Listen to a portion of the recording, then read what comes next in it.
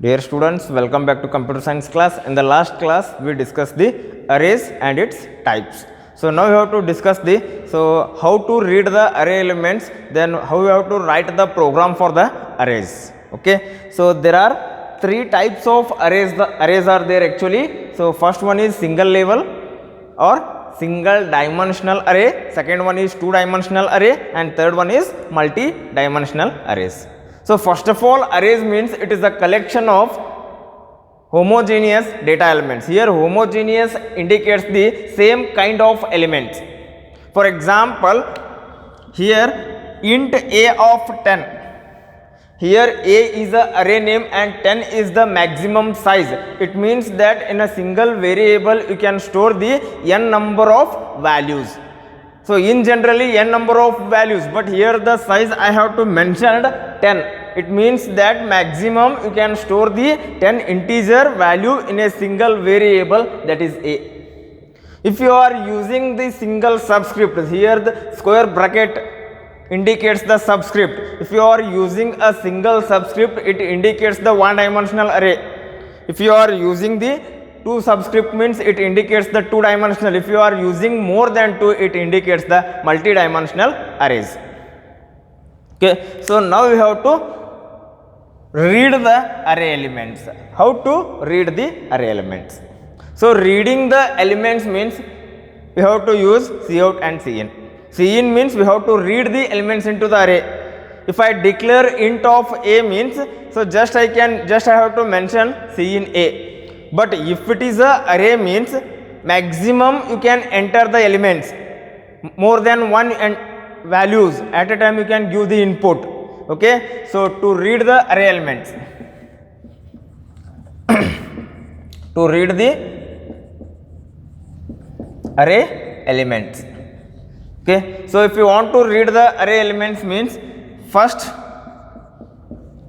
enter the number of elements. Enter the number of elements.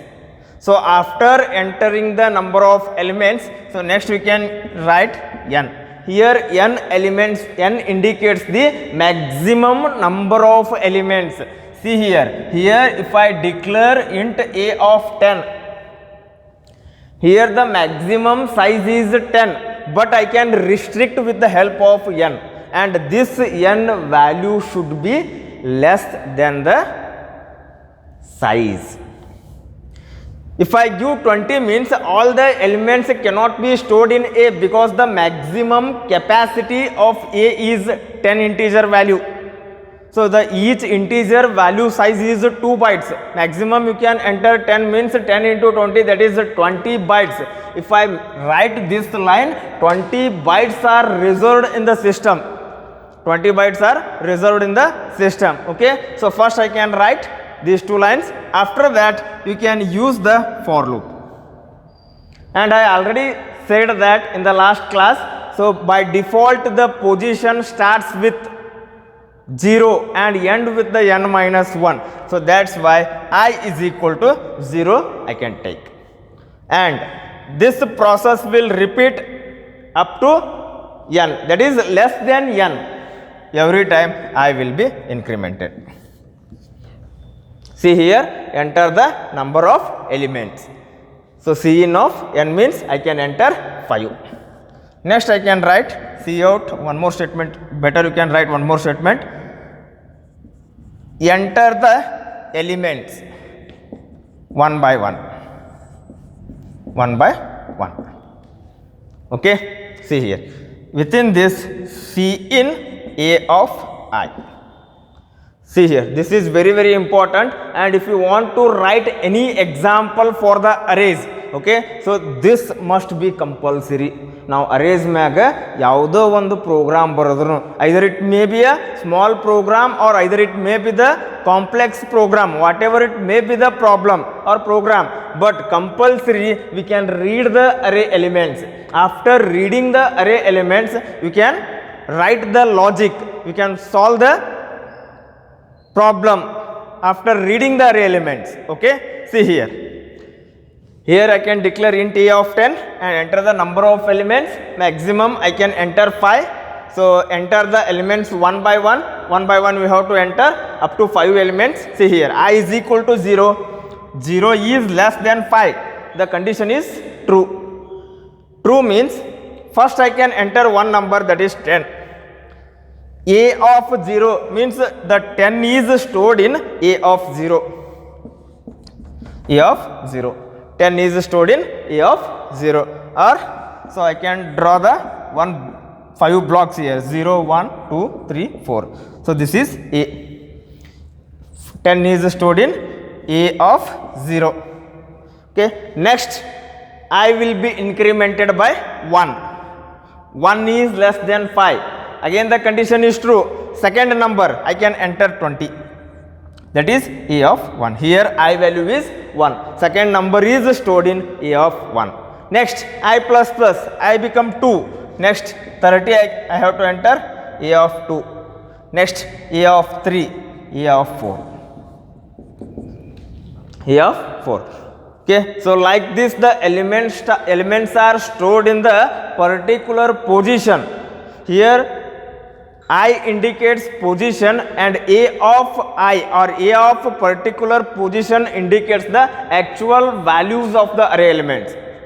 When the I value become 5, 5 is less than 5 means automatically it will come out of the loop. Okay. So this is to read the array elements, and this is important for 2 or 3 marks. In the 3 marks or 2 marks they have to ask how to read the array elements, or how to read the one dimensional array elements. So I already said that to identify the one dimensional array means here we have to use the single subscript. If it is a single subscript, it means that it is a one dimensional array.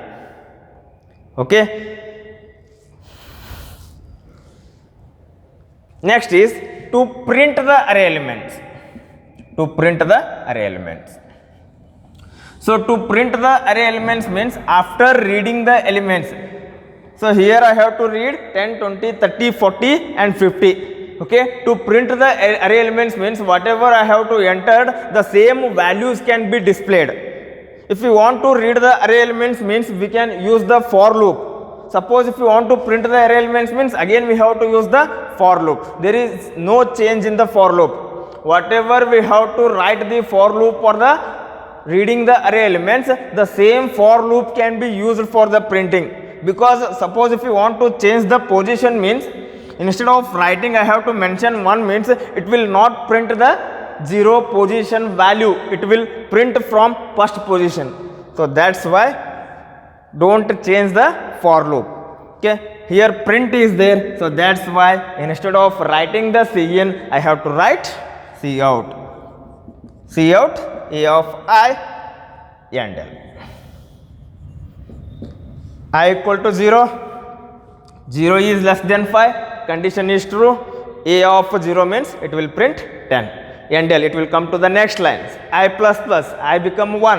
A of 1, 20. A of 2, 30, 40, 50. Like this, it will print all the values. So once the I value become 5, 5 is less than 5, the condition become false. Okay. So this is to read the array elements and to print the array elements. Okay.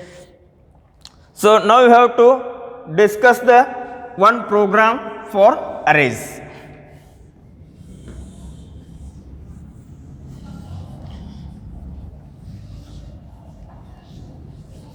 The program is to find the sum of array elements. Okay. To find the sum of natural number is different and to find the sum of array elements is different. In both the cases we have to use for loops, but only the difference is if you are solving the sum of natural number means we have to write the sum is equal to sum plus I. But here sum of array elements means we have to write sum is equal to sum plus A of I. Instead of I, we have to write A of I, because A of subscript with position, that is index value, indicates the particular values. Okay. So first I have to write header file hash include IO stream.h. next is void main. So first I can declare int a of 10 comma n comma I comma sum is equal to 0. So n is for maximum number of elements and I is for index value. Sum means because the question is to find the sum of array elements. Okay. So after declaring the variables, next step is to read the array elements. I already said that if you want to perform any operation for the arrays, first we need to read the array elements. Okay. To read the array elements means first we have to enter the number of elements. Okay. Next is C in n. Next C out, enter the elements. Enter the elements one by one. Okay. So after writing these three statements, next we have to write for I is equal to 0, I is less than n, I plus plus. There is no change in that because by default the position starts with a 0 and less than n. Okay. Next is here sum is there, so that's why sum is equal to sum plus a of I. But in this example, no need to print the array elements because the resultant value is sum. If I enter 10 plus 20 plus 30 plus 40 plus 50 means the result must be 150, not the array elements. Okay. Depending upon the result, we have to print the array elements. Okay. Here is C out sum. Okay. See here. Here n 5, I equal to 0, 0 is less than. First we have to read array elements. C in A of I. So after reading array elements, next we can calculate for I is equal to 0, I is less than n, I plus plus. After that sum is equal to sum plus A of I. C out. Okay. First we can read the array elements. After reading the array elements, next it will be calculated. Okay. So see here, n value is, I can give n value as 5. 0 is less than 5. Condition is true. C in of A of I means I can enter 10, 20, 30, 40, 50. Means this loop indicates entering the values. You can enter any value. Okay. Here I can enter 10, 20, 30, 40, 50. If you want, you can change the numbers. Okay. Next is after entering the values, next it will be added. Again we have to use the for loop. Suppose if I am not use the for loop means it will add only one number because one by one it will add the number. So that's why we can use the for loop. And one thing we have to remember is whatever we have to perform the operation with the arrays, so compulsory we need to write for loop. Without for loop we cannot perform anything here. Okay. See here, I equal to 0, 0 is less than 5, condition is true. Initially some value is 0 plus A of 0 is 10. 0 plus 10, 10 is stored in sum. The present value of sum is 10. Next loop will be continue. I become 1. 1 is less than 5. Again the condition is true. Sum value is 10. The present value of sum is 10. A of 1 is 20. 10 plus 20, 30. I plus plus, I become 2. Here sum is 30. A of 2 is 30. 30 plus 30, 60. Like this it will add all the numbers and finally the sum become 150. When the I value become 5, 5 is less than 5, the condition become false. Here it will print 150. Here the final resultant is only a single value, that is 150. That's why I can write C out.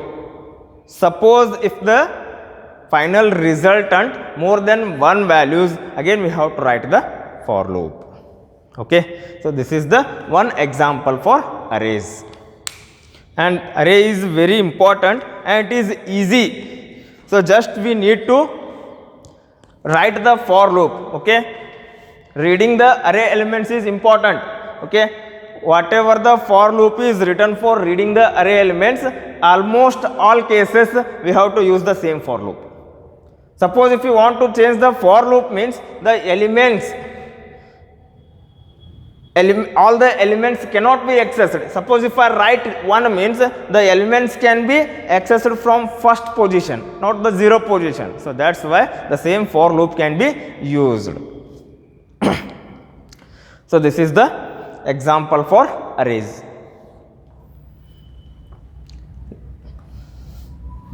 Next, another program.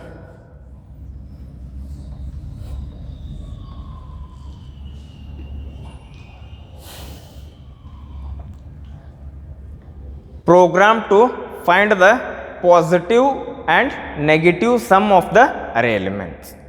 Positive and negative sum. Here the sum of array elements means it will add all the numbers, but now it is positive sum and negative sum different, means here the resultant is 2 values. Okay, again up to this much is same as it is, but here positive sum is equal to 0 and negative sum is equal to 0. Here the resultant values are positive and negative sum. Up to this much same, but one thing we have to remember, at the time of reading the array elements we need to write some positive numbers and some negative numbers. Okay, see here 1 2 3, 1 2 minus 3 minus 4 5. I can enter the array elements like this. A of 0 indicates 1, A of 1 indicates 2, A of 2 indicates minus 3, A of 3 indicates minus 4, and A of 4 indicates 5. Okay. So before adding the array elements, first we need to separate the positive and negative numbers. So in generally, so how we can say that the positive numbers and negative numbers? Obviously it is greater than 0. The number which is greater than 0, so we say that it is a positive number, otherwise it is a negative number. Okay, so for loop is compulsory. I already said that. Within the for loop, if A of I is greater than 0, see here I equal to 0, 0 is less than 5, condition is true. A of 0 is 1, 1 is greater than 0 means positive sum is equal to positive sum plus A of I. Else negative sum is equal to negative sum plus A of I. Finally, we have to print positive sum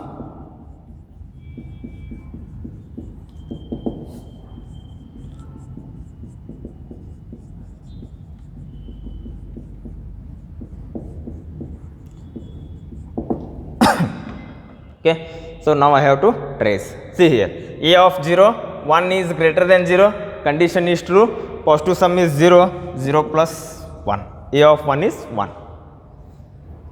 0 plus 1, 1 is stored in PS. Now the PS value is 1.